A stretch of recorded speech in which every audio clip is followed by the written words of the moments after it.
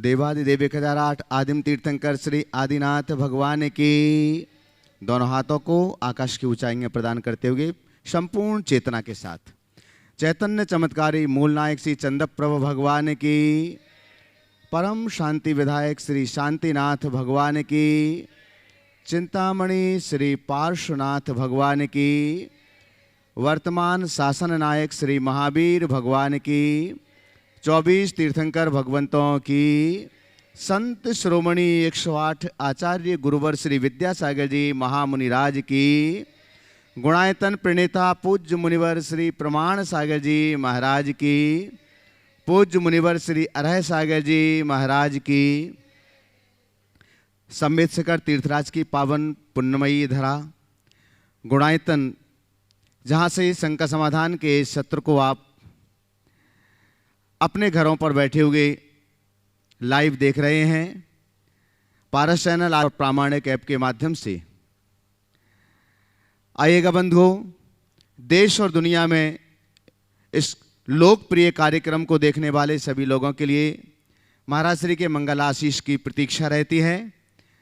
हम अपने दोनों हाथों को जोड़ते हैं, आपके लिए भी मंगल आशीष मिले और साथ ही साथ में उन सभी लोगों के लिए जो इस समय इस कार्यक्रम को देख रहे हैं उनके लिए भी मंगल आशीष मिले। त्रिवार नमोस्तु निवेदित करते हैं। हे महाराज श्री नमोस्तु नमोस्तु नमोस्तु। जैसे कि हम सभी के लिए विदित है, गुणायतन जिनालय यहाँ पर आकार ले रहा है और सभी लोग जानते हैं कि ऐसा जिनालय जो आज तक इस धरा पर आपने नहीं देखा होगा और आने वाले अनेक सालों तक इसकी कोई परिकल्पना नहीं की जा सकती है। इस प्रकार के गुणायतन जिनालय का निर्माण यहाँ पर चल रहा है और लगातार देश और दुनिया के लोग अपनी चंचला लक्ष्मी का सदुपयोग करते हुए गुणायतन से जुड़ रहे हैं।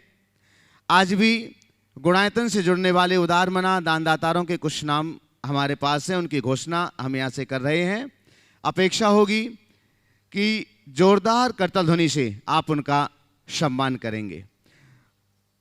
निर्माण सारथी के रूप में आज गुणायतन परिवार से जुड़ रहे हैं आगरा उत्तर प्रदेश से श्री उदित जैन। अपने जन्मदिन के अवसर पर जोरदार करताल ध्वनि से उनका हम स्वागत करें, सम्मान करें। साथ ही निर्माण सारथी के रूप में ही गुणायतन से जुड़ रहे हैं बड़ौत उत्तर प्रदेश से उज्जवल जैन, सुपुत्र सुधीर जैन, दाल वाले परिवार। एक बार जोरदार करताल ध्वनि से हम उनका भी सम्मान करें। बंधुओं, जैसे कि हम सभी के लिए विदित है, इस वर्ष का पावन वर्षायोग महाराज श्री का 700 तीर्थराज की पावन धरा पर संपन्न होने जा रहा है और वर्षायोग मंगल कलश स्थापना का मांगलिक कार्यक्रम 17 जुलाई रविवार को दोपहर 1:30 बजे से प्रारंभ होगा। अनेक उदारमना दानदातारों ने अपने मुख्य कलश स्थापित करने के लिए अपनी स्वीकृतियां प्रदान की हैं।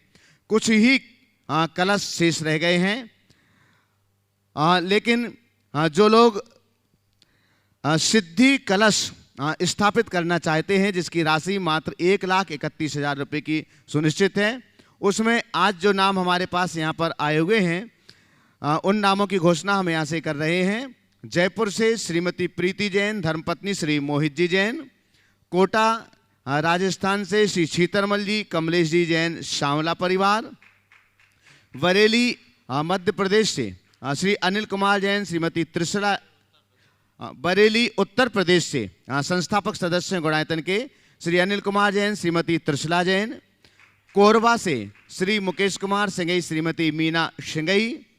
नोएडा से श्री जिनेन्द्र कुमार, श्रीमती रश्मि जैन। कानपुर से श्री श्रेयांश कुमार जैन। दिल्ली से श्री नेम प्रकाश जैन, मनीष जैन। और रामगंज मंडी कोटा राजस्थान से श्री कमला जैन की पुण्यस्मृति में श्री महावीर प्रसाद जी, उषा जी जैन, चिराग जैन, रामगंज मंडी कोटा। अगर इन नामों में से कोई भी यहाँ पर उपस्थित हैं तो वे महाराज श्री के श्री चरणों में पहुँच करके मंगल आशीष ग्रहण कर सकते हैं। आइएगा बंधुओं, आज हम सबसे पहले ऑनलाइन प्रश्नों के माध्यम से इस सत्र को प्रारंभ कर रहे हैं। महाराज श्री नितिन जैन विनौली बागपत से आपके श्री चरणों में बारंबार नमन करते हुए पूछ रहे हैं, महाराज श्री जिसमें सच बोलने का साहस अधिक होता है, अधिक नफरत का पात्र भी वही बनता है। इसे कर्मोदय या नेचुरल मानकर छोड़ दें या हम भी नफरत का जवाब नफरत से दें। महाराज श्री समाधान करें। देखिए, सच बोलने का साहस करने वाला नफरत का पात्र बनता है। हो सकता आपका ये अनुभव, लेकिन सही तरीके से सच बोलने वाला सबका प्रिय पात्र बन जाता है। हमें सच बोलने के संदर्भ में थोड़ा और समझ विकसित करने की आवश्यकता है। सच ही नहीं बोलना, व्यक्ति को केवल सच्चा ही नहीं बनना, सच्चा के साथ अच्छा भी बनना। केवल सच्चाई की बात न करे, सच्चाई के साथ अच्छाई की भी बात करें। सच का मतलब ये नहीं है कि आप ऐसी बात बोल दे जो सामने वाले के हृदय को वेध दे, बीध जाए। सच्चाई की बात या सच के बोलने का मतलब ऐसा है कि आप ऐसी बात बोले जो हर व्यक्ति के हृदय में आनंद दे। कुछ लोग बोलते हैं मैं तो कड़वा सच बोलता हूँ। मैं कहता हूँ जहाँ कड़वाहट है वहाँ सच है ही नहीं। सच्चाई तो मिठास से भरी होती। इसलिए वाणी पर संयम होना चाहिए। सच नहीं बोले, सच के साथ साथ प्रिय भी बोले। सत्यम ब्रियात प्रियम ब्रियात ना ब्रियात सत्यम अप्रियम ना नृतम च प्रियम ब्रियात ऐसा धर्म सनातन। सत्य बोले, प्रिय बोले, अप्रिय सत्य ना बोले और प्रिय असत्य ना बोले। सत्य का यही मर्म है। जो अप्रिय सत्य बोलते हैं वे नफरत के पात्र बनते हैं, लेकिन जिनकी वाणी सत्य और प्रिय बनी रहती है या सच्चाई और अच्छाई से भरी होती है, हर व्यक्ति के हृदय में स्थान बनाते हैं। इसलिए सच भी बोलिए, सच्चा भी बनिए, पर साथ साथ अच्छा और अच्छाई को अपनाइए। हमारा श्री अर्पिता जैन थांदला राजस्थान से आपके श्री चरणों में नमोस्तु करते हुए पूछ रही हैं, महाराज श्री किसी ने हमसे कहा था किताबों का परिग्रह करने से ज्ञान का क्षयोपशम कम हो जाता है। ऐसे में वकील, प्रोफेसर, डॉक्टर, इंजीनियर, पंडित और चार्टर्ड अकाउंटेंट, उनके पास तो इसका भंडार होता है। उसके बावजूद भी देखा जाता है उनका अनुभव भी बढ़ता है और ज्ञान भी बढ़ता है। तो क्या हम अपने घर पर पुस्तकों का संग्रह नहीं करें? देखिए, ये जो वाक्य आपने कहा किताबों का अधिक परिग्रह करने से ज्ञान का क्षयोपशम घटता है, किसी संदर्भ में सही है और अनुभव सिद्ध भी है, पर हर अर्थ में नहीं। हम एक चीज़ का अनुभव करें। दो तरह के लोग होते हैं। हमारे गुरुदेव हमसे हमेशा कहते थे नोट्स मत लो, जो कुछ करना है दिमाग में नोट करो। और गुरुदेव की बात को मानकर मैंने नोट्स लिखना बंद कर दिया। नतीजा ये कि जो बातें दिमाग में नोट हो गई आज मैं भूलता नहीं हूँ, और जिन बातों को मैंने कभी नोट्स बना के रखा था उनमें बहुत सारी बातें आज आउट हो गई। उनको जानने के लिए दोबारा नोटबुक खोलना पड़ता है। समझ गए? तो आप पढ़िए, बहुत नहीं बहुत बार पढ़िए, खूब पढ़िए, खूब पढ़िए, पढ़िए, पढ़ते जाइए। लेकिन यदि आप पढ़ने के बाद भी पुस्तक रख रहे हो, पुस्तक की ज़रूरत आपको पड़ रही है, तो इसका मतलब ये कहीं न कहीं ज्ञान की कमी को दर्शा रहा है। हम इतना पढ़ें और इतने समर्थ हो जाएं कि पढ़ने के बाद हमें किसी पुस्तक को खोलने की ज़रूरत ही न पड़े, सब कुछ हमारे अंदर हो। तो ये बताओ किसका क्षयोपशम ज़्यादा है? जिसके माइंड में सारे रेफरेंस हो उसका, या जो ढेर सारी रेफरेंस बुक्स रख कर के काम कर रहा है उसका? समझ गए? तो जो वाक्य आपने पढ़ा वो उस संदर्भ में सही है, लेकिन हाँ कुछ हम लोगों का आज क्षोभ संबंध है, तो बहुत सारी चीज़ें ऐसी होती है जो संदर्भ के लिए आवश्यक होती है, तो उसको आप संग्रह करके रखते हो तो काम करता है। लेकिन इसके लिए भी इतना तो क्षोभ चाहिए कि कौन सी बात कहाँ मिलेगी। किताबें रखने मात्र से काम नहीं होता, किताबों के भीतर क्या है वह भी हमें आत्मसात करना चाहिए, तभी ग्रंथों को रखने का कोई लाभ होगा।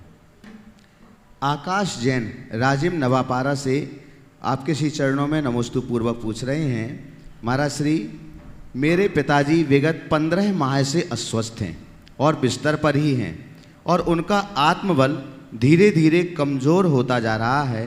उनका आत्मबल कैसे बढ़ाएं और ऐसी कौन सी क्रिया करें या भावना योग की कौन सी कमांड दें जिससे उनकी धर्म में वृद्धि हो और उनका आत्मबल भी बढ़ सके।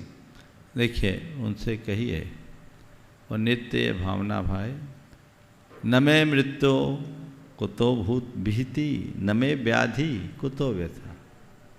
जब मेरी मृत्यु ही नहीं तो मैं डरूं किससे, और जब मेरे अंदर कोई व्याधि ही नहीं तो मुझे दुख कैसा। ये बीमारी तन में है, मेरी चेतना में नहीं।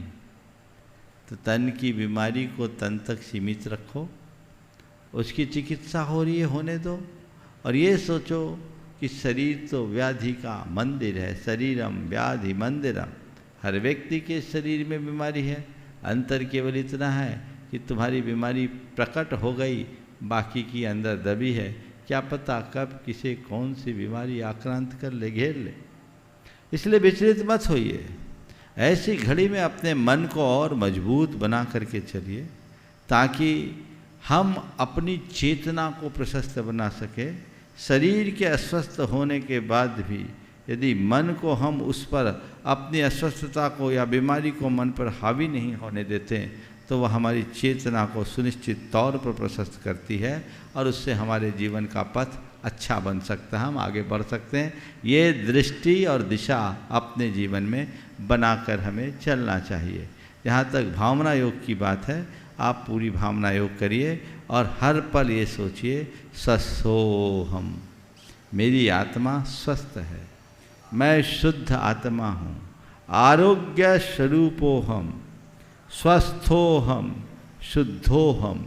ये उक्ति बार बार दोहराएंगे और दोहराते समय अंदर से ऐसा महसूस भी करें कि मैं स्वस्थ हूँ, तो हम अपने जीवन में बड़ा बदलाव घटित कर सकते हैं और वह हमारे जीवन के पथ को प्रशस्त करने में कारण भी बन सकता है।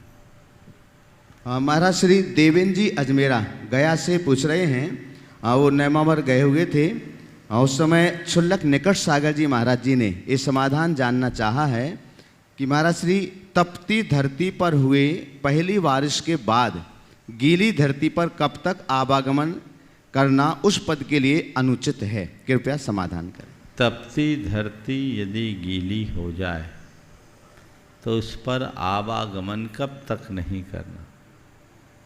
देखिए कीचड़ युक्त धरती पर चलने का तो फिर भी निषेध किया, पर इस तरह का कोई उल्लेख तो नहीं देखने को मिला, पर फिर भी मुहूर्त भर तो टाला जा सकता है और टालना चाहिए। लेकिन कई बार ऐसी व्यवहारिक दिक्कतें आती है। आप बिहार में हैं, अचानक वर्षा हो गई, सड़क भीग गई, इससे पहले सड़क तप रही थी, उस समय हम क्या करें? पानी में तो खड़े नहीं रहा जा सकता, तो इसे सत्य अनुष्ठान समझ कर करना चाहिए। शिशिर जैन विदिशा से पूछ रहे हैं, मेरे प्रथम गुरु पूज्यवर के पावन चरणों में बारंबार नमोस्तु। महाराज श्री आज के संदर्भ में युवा होते बच्चों के साथ कैसा व्यवहार उचित है? क्या उन्हें बार बार मार्गदर्शन देने का प्रयास करें जिसे वो अपनी निजता में अतिक्रमण मानते हैं, या उनको उनके हाल पर छोड़कर किंग कर्तव्य विमूढ़ होकर देखते रहें? मुझे लगता है दोनों ही स्थितियां ठीक नहीं हैं, कृपया मेरे मन को समाधित करें।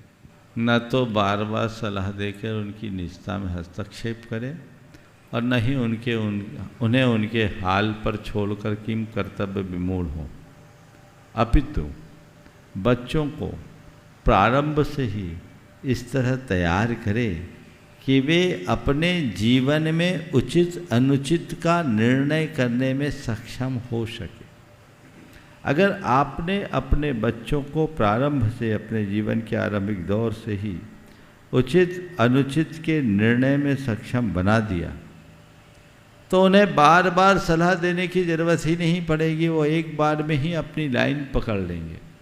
मुश्किल ये है कि जब उन्हें ये बोध जगाना चाहिए, प्राय लोग उस समय उसकी अनदेखी कर देते, उधर ध्यान नहीं देते।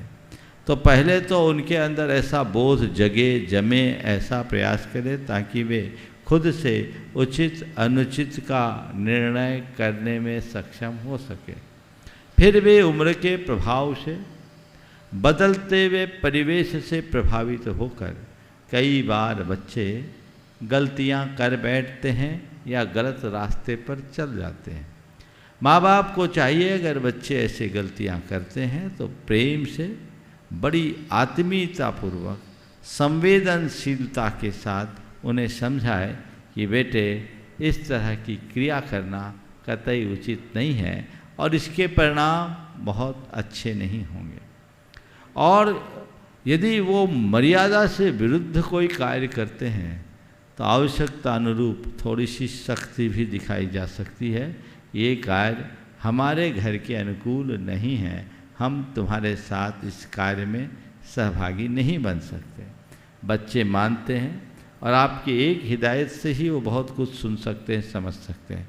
इसलिए बच्चे अपने आप मानेंगे और आपका रास्ता प्रशस्त होगा। लेकिन यदि आप इन दोनों की जगह या तो ज़रूरत से ज़्यादा सख्ती करें, बात बात में टोका टाकी करेंगे, तो हो सकता है आप पूरी तरह अप्रासंगिक बन जाएं, और यदि उनको उनके हाल पर छोड़ेंगे तो उनका जीवन सुनिश्चित रूप से बेहाल होगा। सचिन जैन केसली से प्रथम प्रश्न के लिए तैयार रहेंगे। यहाँ महाराज श्री मिनी जैन राजनाथ गांव से आपके श्री चरणों में नमोस्तु पूर्वक पूछ रही हैं, महाराज श्री 2 महीने पहले हमने 1 महीने के कुत्ते की बच्चे की जान बचाई थी, जिस कारण वह हमारे घर लपक गया है। कोशिश की उसे ना रखने की, पर वह जा नहीं रहा। उसे घर के पोर्च में हमें आश्रय देना पड़ा। महाराज जी, हम उसे नवकार मंत्र भक्तामर पाठ सुना देते हैं। हम और कैसे निमित्त बन सकते हैं उसके अंदर धर्म के बीज बोने में, जिससे उसकी गति सुधर जाए? देखिए, आपने दया के भाव से प्रेरित होकर किसी प्राणी की जान बचाए, अच्छी बात है। और आपने उनको शरण दिया है तो बिल्कुल संरक्षण भी देना चाहिए ताकि वो मरे नहीं। कोशिश कीजिए वो किसी भी तरह की हिंसा की क्रिया में सम्मिलित ना हो, पर उसे अपना पालतू कुत्ता न बनाए, उसमें स्वामित्व का भाव न रखें। जैसे गली में अन्य कुत्ते रखते हैं, उनके लिए रोटी डालने की परंपरा है, आप उसको उस तरीके से करते हुए उसे ऐसा ट्रीट करें ताकि वो अभक्ष्य वस्तुओं के सेवन से बचे और आपका रास्ता भी ठीक कर सके। नमस्ते महाराज जी। सचिन जैन केसरी, अच्छा हर्षनी जैन केसरी, दोनों अपना अपना प्रश्न पूछ लेंगे। नमस्ते महाराज जी।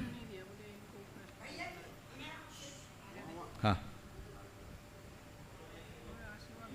बोलिए, आप बोलें। शांति और नियंत्रण ही सही मायने में अहिंसा है, यह कैसे? कृपया मार्गदर्शन दें। शांति और नियंत्रण ही सही मायने में अहिंसा है। तो आपने पूछा है ये बात कहाँ तक सही। मैं आपसे पूछता हूँ, हिंसा हम किसको बोलते हैं? किसी को मारना मात्र हिंसा नहीं है, अपितु किसी को आघात पहुंचाना भी हिंसा है। जब अशांति होती है तो किसी को आघात पहुंचता है कि नहीं? तो अशांति हिंसा हुई कि नहीं हुई? दूसरा शब्द क्या बोला था आपने? नियंत्रण। आपने किसी के ऊपर जरूरत से ज़्यादा नियंत्रण लाद दिया। दूसरे शब्दों में कहें कि इतना ज़्यादा रिस्ट्रिक्शन लगा दिया कि वो अपने आप को जकड़ा हुआ महसूस करे, तो इसको आप क्या कहेंगे? दोनों जीवन की विफलता का कारण। हाँ, हर्षनी। नमोस्तु महाराज श्री। हाँ बोले। हर्षनी जैन, श्रीमती हर्षनी जैन केसली से और इसके बाद में तैयार रहेंगे मोहनलाल जी, हीरा देवी जी, गंगवाल, गुवाहाटी, आसाम। दृष्टि गुणायतन। महाराज श्री के चरणों में कोटि कोटि नमोस्तु नमोस्तु नमोस्तु। महाराज श्री, आज आपने सुबह विवाह और उसके उपरांत ग्रस्त और उसके बाद सदग्रस्त के बारे में बताया। महाराज श्री, मैं विवाह के बारे में पूछना चाहती हूँ कि विवाह का महत्व क्या है और उद्देश्य क्या है, और जैन परंपरा के अनुसार विवाह की विधि क्या है, इस विधि से किए गए विवाह का जीवन में क्या प्रभाव पड़ता है। और महाराज जी, आजकल ये बहुओं का सौभाग्य है कि सास ससुर बहुओं को बेटी बना के लाते हैं, पर महाराज जी जो मर्यादा पहले आँखों की या वस्त्रों की थी वह क्या रूढ़ी थी? नमोस्तु महाराज जी। देखिए, बहुत अच्छा सवाल किया। विवाह का स्वरूप क्या, उद्देश्य क्या, विधि क्या, है ना। और आपने पूछा है कि बेटी बनाकर किसी को लाना कहाँ तक उचित है। देखिए, सबसे पहले विवाह एक बड़ा पवित्र सामाजिक संस्कार, एक ऐसा संस्कार जो सब प्रकार की सामाजिक मर्यादाओं की सुरक्षा करता है। विवाह एक ऐसा बंधन है जिस बंधन में बंध जाने के बाद व्यक्ति अपने पति या पत्नी तक सीमित रहता है और अपने पत्नी या पति के अतिरिक्त संसार के हर स्त्री पुरुष के प्रति उसके संबंध पवित्रता के संबंध बन जाते हैं, जो हमारे जीवन में दृष्टि की पवित्रता को प्रकट करता है। ये एक आध्यात्मिक दृष्टि देता है या जीवन की एक मर्यादा को सुनिश्चित करता है, वह विवाह की विधि। इसलिए हमारे यहाँ विवाह करके किसी एक के साथ अपना जीवन बिताने का तो विधान है, पर विवाह के बिना पशुओं की तरह स्वैर आचरण करने का कोई विधान नहीं है। इसलिए विवाह को सामाजिक मर्यादाओं की सुरक्षा का आधार मानना चाहिए। दूसरा, विवाह वंश वृद्धि का मूल हेतु समझना चाहिए। आपने पूछा है विवाह का उद्देश्य क्या है। जैन शास्त्रों में विवाह के 3 उद्देश्य बताए। सबसे पहला धर्म संपत्ति, दूसरा प्रजा उत्पत्ति और तीसरा है रति। सबसे पहला है विवाह का उद्देश्य धर्म संपत्ति, यानी धर्म की प्राप्ति।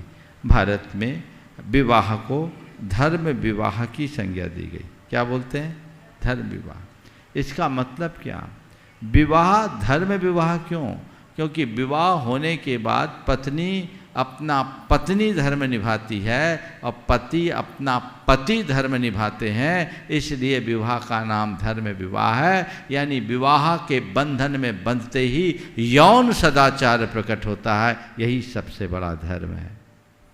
फिर विवाह के बंधन में बंधने के बाद व्यक्ति धर्म, अर्थ और काम, इन तीनों पुरुषार्थों के मध्य सम्यक संतुलन बना करके जीने का आदि और अभ्यासी बनता है। तो जब धर्म, अर्थ, काम इन तीनों पुरुषार्थों के मध्य सम्यक संतुलन बनाने में समर्थ हो जाता है, तो वह उसकी धर्म आराधना का मूल आधार होता है। बिना, और एक बात और है, विशिष्ट धार्मिक क्रियाएं जो एक गृहस्थ के द्वारा संपन्न होती है, वो किसी विवाहित पुरुष के ही द्वारा होती है।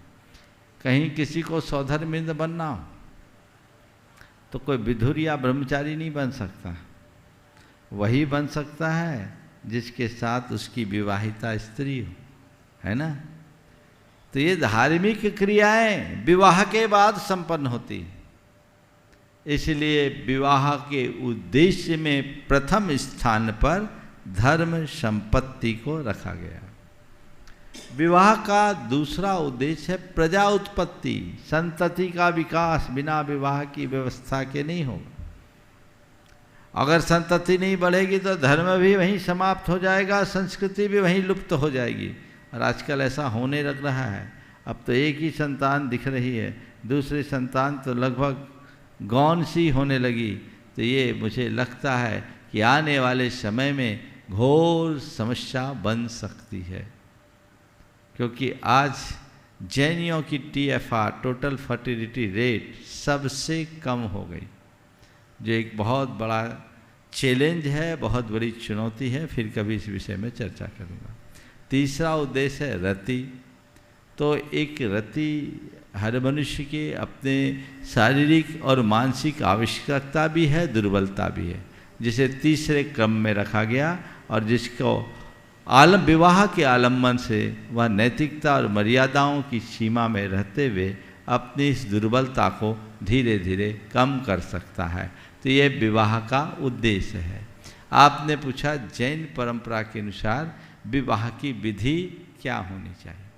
देखिए, हमारे यहाँ पाणी ग्रहण संस्कार का उल्लेख शास्त्रों में है और बहुत विस्तारित है। विवाह की जो विधि है शास्त्रों में, उसके अनुसार किसी भी व्यक्ति को विवाह किसी धर्म स्थान में ही करना चाहिए। उसमें लिखा है क्वचिद पुण्याश्रमे सिद्ध प्रतिमा साक्षी के। आदि पुराण का ये उल्लेख मैं कर रहा हूँ। किसी पुण्य आश्रम में यानी पुण्य स्थल में जहाँ सिद्ध प्रतिमा, तो सिद्ध प्रतिमा की साक्षी में विवाह के संस्कार होने चाहिए।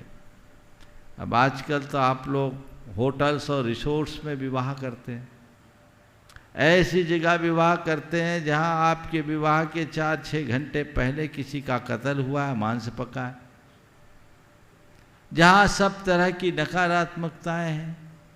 और सिद्ध प्रतिमा की जगह एक बीच का रास्ता निकाल लिया, विनायक सिद्ध विनायक यंत्र ले जाते हैं और रात में करते हैं, अंधेरे में करते हैं।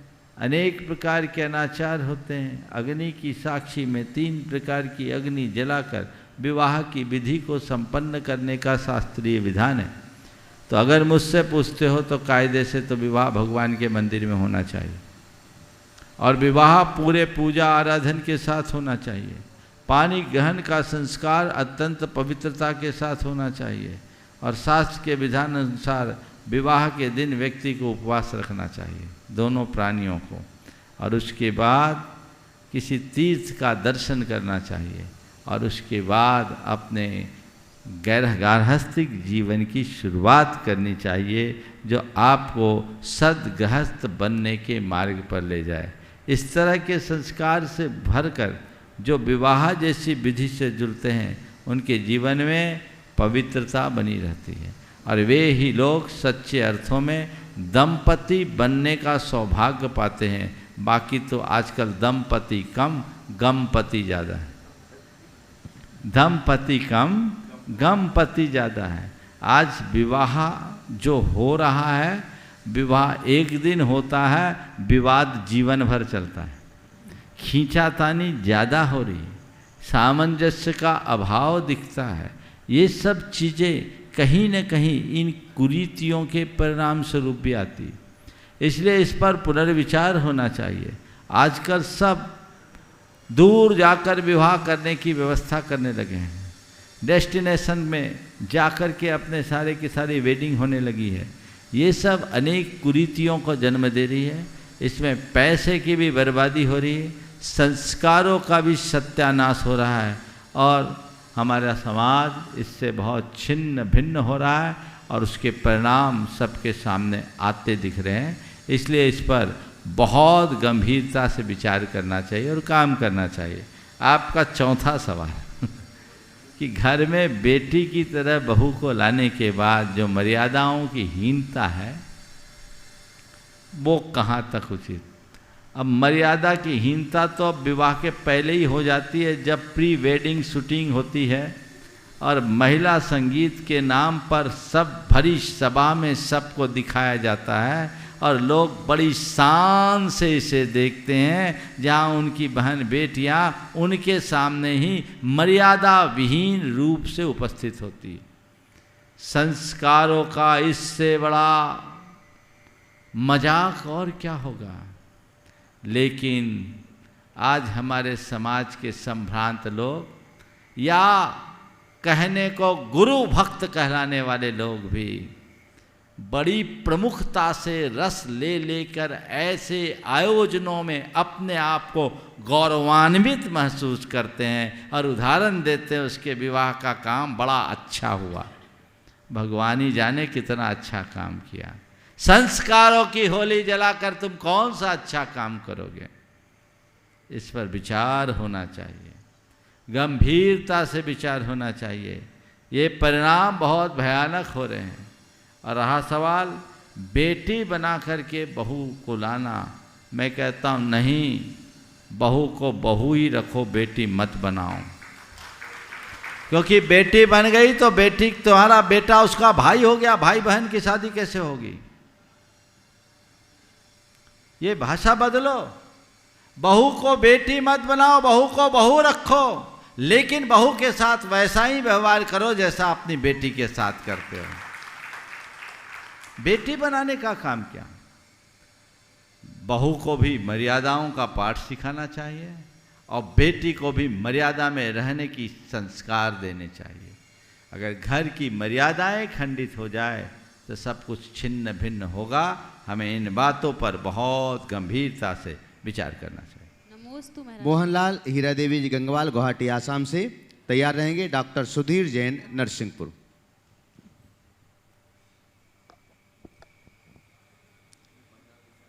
नमोस्तु महाराज श्री।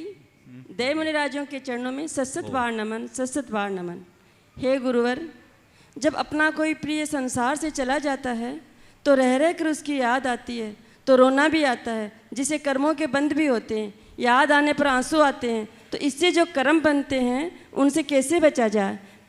महाराज श्री, ये समझ गया, क्वेश्चन मैं समझ गया आप जिस संदर्भ में सवाल कर रही। पहले तो मैं उनको आशीर्वाद भी देना चाहूँगा।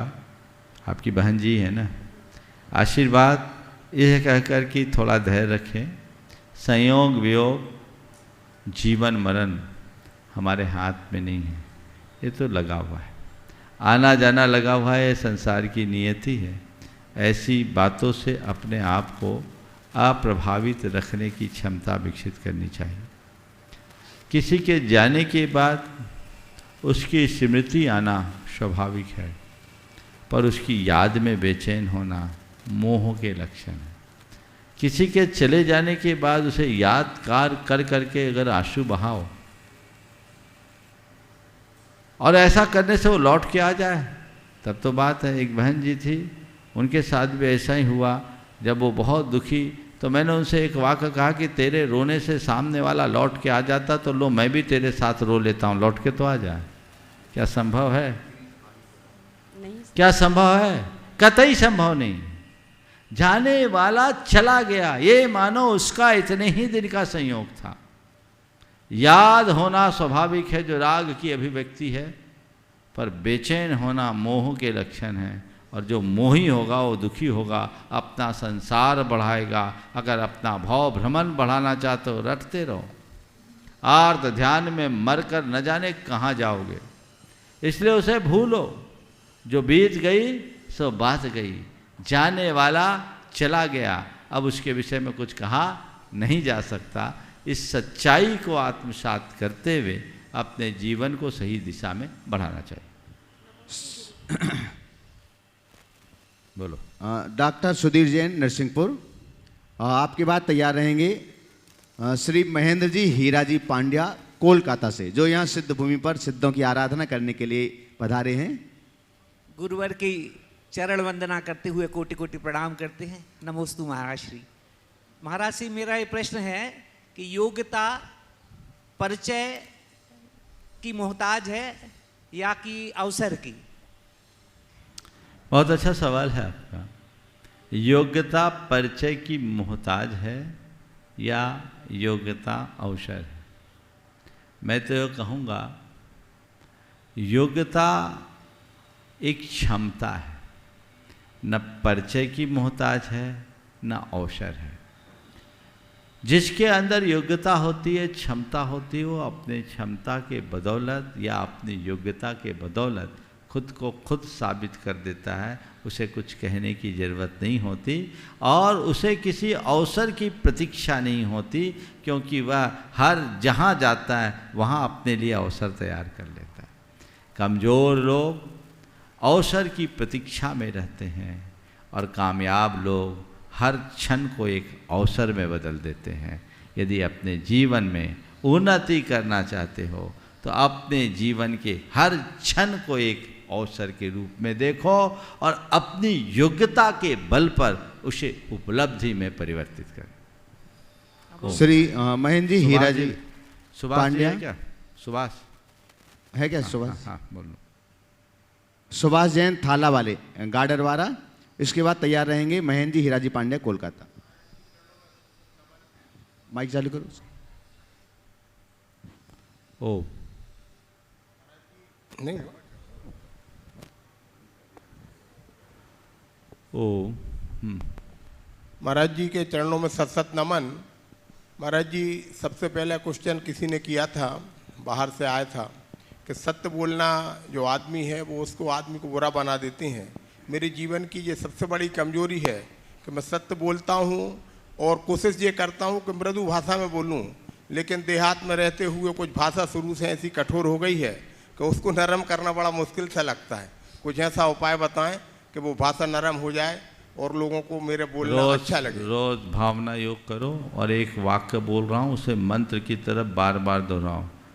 मुझे सही बोलना है, सुंदर बोलना है, सही बोलना है, सुंदर बोलना है, ठीक है? इसे बार बार दोहराते रहो। इसे अपने मोबाइल के रिंगटोन में डाल दो, अपनी गाड़ी में लगा लो, अपने दफ्तर में लिख के रख लो, अपने टेबल पर लिख के रख लो, अपने घर के दरवाजे पर लिख के रख लो और हमेशा एक कमांड दो, सही बोलना है और सुंदर बोलना है। और जब पटरी से उतर जाओ, जितनी बार उतरो उतने कम से कम 10 रुपये की पेनल्टी मंदिर के गुल्लक में डालो। 15 दिन बाद मुझसे मिलना, ठीक है? चलिए। श्री महेंद्र हीरा जी पांड्या कोलकाता से, और आपके बाद तैयार रहेंगे श्री भागचंद जी पहाड़िया निर्देशक गुणायतन कोलकाता से। ओ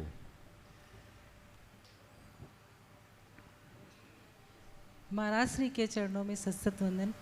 मुनिराज द्वय के चरणों में सत वंदन। महाराज श्री, मैं आज कोई शंका लेके नहीं आई हूँ, मैं एक विश्वास लेके आई हूँ। उसकी दृढ़ता चाहिए मुझे कि हम सिद्ध चक्र विधान कराने जा रहे हैं कल से, तो बिना मुनिराजों के समागम से और आपके आशीर्वाद के बिना हम उसको परिपूर्ण नहीं मानेंगे। तो आपको साक्षात अपनी उपस्थिति वहाँ पे हमको आशीर्वाद देने के लिए देना होगा। देखो, यही आशीर्वाद चाहिए। सिद्ध चक्र विधान ही अपने आप में विश्वास की परिणति। मैना सुंदरी के विश्वास से ही सिद्ध चक्र विधान रचा गया। तो जब सिद्ध चक्र विधान रखे हो तो विश्वास को तो बना के ही रखना है और विश्वास को दृढ़ रखना है। रहा सवाल सानिध्य का, तो सानिध्य की तो शुरुआत हो ही गई आज से ही, आगे क्या होगा, है ना? आशीर्वाद है, लगे रहो, जो संभव होगा जरूर मिलेगा। श्री भागचंद जी पहाड़िया साहब निर्देशक गुणायतन कोलकाता से। अशोक जैन, हाँ पीछे दो, पीछे दो जल्दी से। हाँ इसके बाद में हम तब तक आमंत्रित कर रहे हैं सुशील जैन इंदौर, मधु जैन अहमदाबाद गुजरात से हैं, जिन्होंने गुणायतन के लिए स्वर्ण दान देने की अपना मन बनाया हुआ है। वो आकर के महाराज श्री के श्री चरणों में नमोस्तु करके मंगल आशीष ग्रहण कर लें। पहले भागचंद जी, पहले भागचंद जी साहब। जय महाराज श्री के चरणों में सत नमन, सत नमन, सत नमन। महाराज श्री, आज मेरी शंका तो नहीं है, लेकिन मैं आज पूरी गुणायतन की चारों तरफ जब परिक्रमा किया और जो नवीन रचना हो रही है उसकी जब परिक्रमा देखा तो महाराज श्री आश्चर्यचकित है कि जो बातें आप उपदेश में कहते हैं वो बातें इस गुणायतन में मुझे देखने को मिली, झलक मिली। आप तो खाली ये विश्वास दिलाते हैं, आप ये कहते हैं कि गुणायतन में ये घटना होगी जो अजूबा होगा, लेकिन महाराज श्री अजूबा कहाँ? वहाँ तो अजूबा से ऊपर कोई शब्द है तो वो है। यहाँ इस गुणायतन में जो रचना हुई उसमें साइंस भी आपने फेल कर दिया। साइंस जो रचना कहती है कि डिस्ट्रक्शन भी होती है, कंस्ट्रक्शन भी होती है, लेकिन गुणायतन ने ये दिखाया, आपके उपदेशों ने, आपका जो दिमाग उस पर निरूपित हुआ, वो ये बताया कि गुणायतन को यदि साइंस को सही उपयोग किया जाए तो गुणायतन किस तरह से धर्म प्रभावना कर सकती है और किस तरह जैन धर्म को अक्षुण्ण रख सकती है। मैं एक जगह वहाँ गुणायतन में गया, वहाँ देखा कि आपने गुरु आचार्य श्री के जो IQ हैं उनको जो 2 भाषा में हैं उनको एक सहज हिंदी भाषा में उसका पूरा अनुवाद करके उसमें लगा हुआ था। वाराणसी में जब विदेशों में जाता था और उस समय जो वहाँ पर जो इवेंट्स देखते था तो उसमें लगता था कि वहाँ गया, लॉस एंजल्स गया कि किस तरह से फील होती है कि किस तरह से ये गिर रहा है। गया वहाँ सिंगापुर तो वहाँ ये फील होता था कि किस तरह से जल मेरे पास आ रहा है, ये आ रहे हैं। लेकिन इस गुणायतन में तुम्हारा से आपने एक ऐसी अद्भुत रचना की जो ये बता रही थी कि किस तरह हम समोसरण की यात्रा करके अपने को फील करते हैं कि किस तरह से वहाँ पहुँचेंगे। जब इन बातों को मैं वहाँ देखा तो महर्षि आश्चर्यचकित हूँ कि जो बातें आपके प्रवचन में उपदेशों में मैं सुनता था कि गुणायतन इस तरह का बनेगा, गुणायतन महर्षि इस तरह का नहीं बनेगा, गुणायतन तो एक अजूबा बनेगा और जो साइंस ने प्रमाण किया है उस साइंस के हिसाब से आपने उसको दूसरी दिशा दिखाई और दूसरे आदमियों को ये दिशा दे दी कि यदि सही रूप से साइंस का उपयोग किया जा सकता है तो गुरुवर ने जो गुणायतन दिया है वो एक देखने लायक, पूरा विश्व इसको देखने आएगा, साइंटिस्ट इसको देखने आएगा कि किस तरह साइंस का प्रयोग करके हमारे गुरुवर ने किस धर्म की दिशा को दी और एक करने की दी। बस इतना ही महर्षि कहना, मुझे कहना तो बहुत कुछ था लेकिन आपके ओम शब्द के आगे मैं सत नमन। देखिए भागचंद जी ने आज एक लंबे अंतराल के बाद, बहुत दिनों से ये कोविड के दौर के बाद कोलकाता से निकले नहीं, 2-2.5 वर्ष बाद शायद गुणायतन आए हैं और निश्चित इस स्वरूप को देखकर उनके मन में अपार हर्ष है और ये हर्ष सबके अंदर होगा। मैं तो एक ही बात इस संदर्भ में कहूँगा, अभी तो गुणायतन पूरा आकार भी नहीं लिया है तो ये हाल है। जिस दिन ये स्वरूप बना लेगा तो क्या होगा। भैया जी अपने संदेश में बार बार कहते हैं कि एक अद्भुत जिनालय का निर्माण हुआ। मैं कहता हूँ गुणायतन में किसी जिनालय का निर्माण नहीं हो रहा है, गुणायतन में किसी जिनालय का निर्माण नहीं हो रहा है, गुणायतन में एक महाग्रंथ का सृजन हो रहा है जो हर व्यक्ति के जीवन का रूपांतरण करेगा। ये गुणायतन में जो कार्यक्रम है जिसे आप लोग आने वाले दिनों में देखेंगे वो एक ऐसा कार्यक्रम है जो व्यक्ति की अनुभूति को बदल देगा। इसे एक अनुभव केंद्र के रूप में विकसित किया जा रहा है। एक ऐसा अनुभव जो व्यक्ति की सोच को बदले, उसकी परिणति को बदले, उसके चिंतन धारा को परिवर्तित कर दे, जिसे देखकर व्यक्ति को ये बात भली भांति समझ में आने लगे कि मैं कौन हूँ, मेरा स्वरूप क्या है, मैं क्या कर रहा हूँ, मुझे क्या करना चाहिए। आज के समय में सबसे ज़्यादा यही जरूरत है, एक आध्यात्मिक परिवर्तन, जिसे आप लोग अपने शब्दों में कहते हैं ट्रांसफॉर्मेशन, वो यहाँ घटित होगा। दुनिया में जितने भी इस तरह के प्रोजेक्ट्स हैं वे सब के सब एडवेंचरस है। ये पहला अनुभव केंद्र है जो रिलीजियस है, ऐसा एक्सपीरियंस सेंटर के रूप में डेवलप होगा जो व्यक्ति के अतीत की सारी अनुभूतियों को एक तरफ करके उसके जीवन में नव उन्मेष प्रकट करेगा।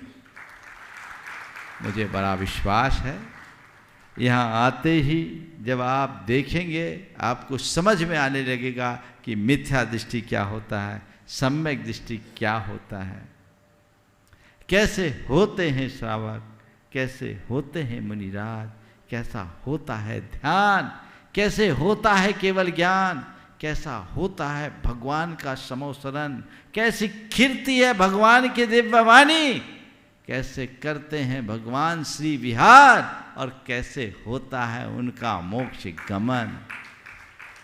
ये सब चीजों की साक्षात अनुभूति टेक्नोलॉजी के माध्यम से मेरी एक ही कोशिश कि हम चौथे काल को पंचम काल में ला करके प्रकट कर दें। जब आप गुणायतन आओगे तो आपको लगेगा नहीं कि हम सम्मेद शिखर में किसी तीर्थ की वंदना के लिए आए हैं। आपको ऐसा प्रतीत होगा कि हम साक्षात भगवान महावीर के समो शरण में आ गए, हम चौथे काल में आ गए। वो अनुभूति और वही हमारा मूल लक्ष्य रहा है, वही दृष्टि रही है। आने वाले दिनों में वो जरूर दिखेगी। जो लोग अभी गुणायतन को ठीक तरीके से नहीं समझे, उनके लिए गुणायतन एक प्रोजेक्ट हो सकता है, पर मैं कहूँगा गुणायतन एक प्रोजेक्ट नहीं है, गुणायतन एक अभियान है पूरे समाज के गुणात्मक परिवर्तन का। वे लोग भाग्यशाली हैं जो इसके हिस्सा बनेंगे, जो इसका हिस्सा बनेंगे वो भाग्यशाली होंगे। आपको भी अवसर है, अगर आपको चीज़ें समझ में आती है तो आप अपने आप को जोड़िए, क्योंकि ये जगन्नाथ का रथ है, निकल पड़ा है, गंतव्य तक पहुँचेगा। भाग्यशाली होंगे वे जो अपना हाथ उसमें लगाएंगे और अपने भाग्य को सराहेंगे। अब ये अंतिम चरण में पहुँचने को है, अब बहुत जल्दी वो समय आने वाला है। सब लोग बहुत तत्परता से लगे हैं, पर अच्छे काम में थोड़ा समय तो लगता ही है, पर मुझे विश्वास है ये अपने निर्धारित समय पर जल्दी पूरा होगा और आप सबके बीच आएगा। भागचंद जी, अब जिम्मेदारी आपकी बढ़ गई है, दूर रहने से काम नहीं चलेगा।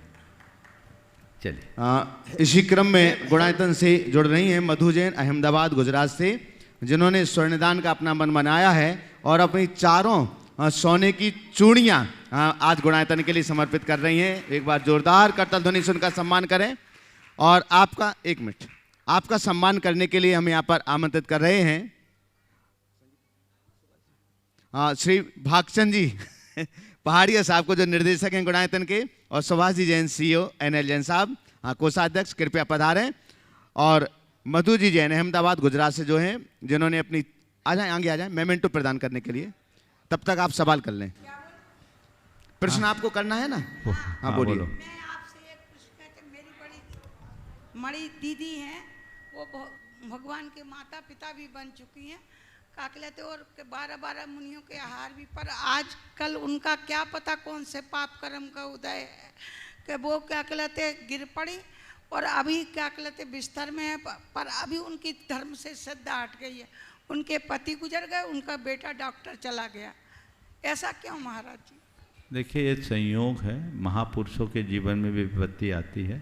तात्कालिक ऐसी स्थिति हो गई है जो मति भ्रमात्मक है। आप लोग धीरे धीरे उन्हें संबोधिए, उनका भी रास्ता खुल जाएगा। और मैं सिद्ध जग कर रही हूँ कल से। बहुत सुंदर तो आशीर्वाद। आप हमें आशीर्वाद दो कि क्या कहलाते, मैं उसमें क्या कहलाते। चलेगा, ऊपर आ जाएं, सुभाष जी जैन भी आ जाएं, NL जैन साहब भी आ जाएं, और भागचंद जी साहब, उन्होंने आज गुणायतन के लिए अपने हाथ की चारों सोने की चूड़ियाँ प्रदान की हैं। एक बार जोरदार जोरदार करताल ध्वनि से हम उनका सम्मान करें। और बंधुओं, अगर आप चाहें तो आप भी गुणायतन से जुड़ सकते हैं, निर्माण निधि के रूप में, निर्माण मित्र के रूप में, निर्माण सारथी के रूप में, ट्रस्टी के रूप में, संरक्षक या श्रोमणी संरक्षक के रूप में। आप अपने जीवन की सबसे बड़ी उपलब्धि मानेंगे जब इस गुणायतन परिवार से जुड़ेंगे। साथ ही साथ आप वर्षायोग मंगल कलश स्थापना के साथ ही साथ आप वर्षायोग मंगल कलश स्थापना को स्थापित करके भी इस गुणायतन से जुड़ सकते हैं। वर्षायोग मंगल कलश स्थापना के लिए भी आप अपना सौभाग्य अर्जित कर सकते हैं। जैसे कि आप सभी को विदित है, 17 जुलाई रविवार को दोपहर हमें वर्षायोग मंगल कलश स्थापना का मांगलिक कार्यक्रम संपन्न होगा, और उसके लिए अनेक लोगों ने अपनी चंचला लक्ष्मी का सदुपयोग करते हुए मुख्य कलशों को स्थापित करने का अपना मन बनाया हुआ है। आप सभी भी जो शेष रह गए हैं मुख्य कलश, उसमें अपना मन बना सकते हैं गुणायतन कार्यालय में संपर्क करके। और साथ ही साथ में जो सिद्धि कलश, लगभग 108 की संख्या में सिद्धि कलशों की स्थापना होना है, 1,31,000 रुपए की राशि मात्र उसमें है। तो जो लोग यहाँ पर उपस्थित हैं वे भी कार्यालय में संपर्क करके अपने नाम दे सकते हैं। और देश और दुनिया में जो लोग इस कार्यक्रम को लाइव देख रहे हैं, सुन रहे हैं, आप भी गुणायतन कार्यालय से संपर्क करके अपने नाम वहाँ पर दे सकते हैं। आइएगा बंधुओं, आप बोले हे सुशील भगवान, जैन इंदौर गुरुवर। तैयार रहेंगी। हाँ, सुश्री साक्षी सोनी जयपुर। हे गुरुवर, आपके चरणों में कोटि कोटि नमोस्तु नमोस्तु नमोस्तु। हे भगवान, मैं पूछना चाहता हूँ कि वैराग्य किस वस्तु को कहते हैं? जो वस्तु हम पसंद आती है तो बार बार उसी तरफ दृष्टि क्यों जाती है? जैसे हम उदाहरण के लिए, हमें आम पसंद है तो जहाँ हमने आम को छोड़ दिया है हफ्ते भर के लिए, लेकिन जिस दिन ठेले के पास से निकलते हैं तो वहाँ दृष्टि जरूर रुकती है। तो उसके लिए एक तारतम्यता कैसे मिटाएं? विषय अपन कहते हैं कि जड़ चेतन की परिणति अपने अपने में होती है, मन वो होती भर है मगर समझ में नहीं आती। खड़े रहे। बहुत अच्छी बात आपने की। सबसे पहला सवाल है वैराग्य किसको कहते हैं? ये बात सही है कि बहुत लोगों का ऐसा अनुभव है कि जिस चीज़ को छोड़ देते हैं बार बार बुद्धि उसी की ओर जाती है। वैराग्य का मतलब वस्तु को छोड़ना नहीं, वैराग का मतलब दृष्टि को मोड़ना है। मैं बात दोहरा रहा हूँ। वैराग का मतलब वस्तु को छोड़ना नहीं, वैराग का मतलब दृष्टि को मोड़ना है। कल तक जो मुझे प्रिय या अप्रिय लगती थी, अब न वो मेरे लिए प्रिय है न अप्रिय, अब वो मेरे लिए केवल वस्तु है। इस दृष्टि की उपलब्धि का नाम ही वैराग है। अगर चीज़ों को तुमने छोड़ दिया तो हो सकता है थोड़े दिन के लिए छोड़ा पर तुम्हारी दृष्टि नहीं मुड़ी, तो राग छूटा, द्वेष आ गया, उससे नफरत हो गया, ये भी वैराग्य का स्वरूप नहीं है। अब उसे निस्सार समझकर न राग रखो न द्वेष। घर में झाड़ू का तिनका जब तक ठीक रहता है तो रखते हो, और चिनका जब जीर्ण शीर्ण हो जाए तो उसे फेंक देते हो। फेंकते समय मैं फेंक रहा हूँ ये भी नहीं, ये कचरा है छोड़ने लायक, छोड़ दिया, फिर दोबारा उधर दृष्टि जाती है क्या? तो जब तक तुम्हारी दृष्टि न मुड़े तब तक वैराग नहीं घट सकता। इसलिए इस वाक्य को याद रखो, वैराग का मतलब वस्तु को छोड़ना नहीं, दृष्टि को मोड़ना। हाँ, सुश्री साक्षी सोनी जयपुर। आगे तैयार रहेंगे सिद्धार्थ जी कासलीवाल, प्रशासक गुणायतन। नमोस्तु गुरुदेव, कोटि कोटि नमोस्तु। गुरुदेव, मेरा प्रश्न यह है कि आप अक्सर अपने प्रवचन में कहते हैं कि अपने पुण्य को गाढ़ा बनाओ। तो गुरुदेव, जब हम आपके माध्यम से जानते हैं कि धार्मिक अनुष्ठान में कुछ विशेष चीज़ें से कि जिससे हम असीम पुण्य का संचय कर सकते हैं, तो उसके लिए हम भावना भी भाते हैं कि ताकि हम उसमें पार्टिसिपेट कर सकें, बट कर नहीं पाते हैं। शायद हमारा या तो थोड़ा बहुत पुरुषार्थ भी कम होता होगा, या फिर हमारा उस समय वो पुण्य का लेवल इतना हाई नहीं होता है कि हमें मतलब उसमें लाभ मिल सके।